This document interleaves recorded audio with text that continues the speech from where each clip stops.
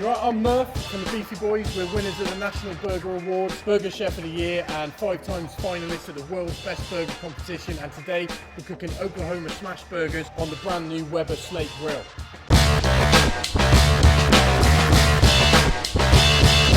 So this is the burger that we won the National Burger Awards with. So what we're going to do, we're going to take 3 patties. This is dry aged grass-fed Herefordshire beef. And now super thinly sliced onions, about 1 millimetre thick. And we're going to place these on top of the burger, like this, on top of each patty. And take our smasher and smash it down.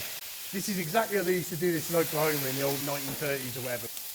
All right, season it up. What we're going to do to put a Beefy Boy spin on it is we're going to take some American mustard and we're going to whack that on the top. Now we're going to flip these burgers.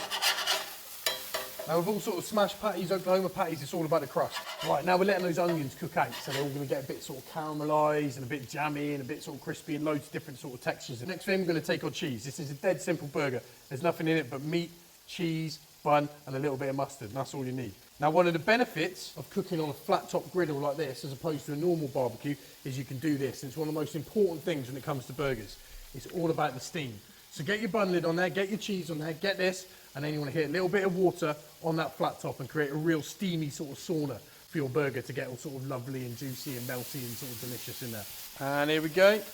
Oh, and look at that, it's that steaming that's going to not just melt the cheese and make it all sort of juicy and, you know what I mean, melty and all that, it's also going to warm that bun up and make it lovely and soft and sort of squidgy. So you haven't just got hot meat between 2 cold buns. Right, I'm going to stack this up. There we are, look at that. And that there is how you make the perfect Oklahoma smash burger on a Weber Slate grill.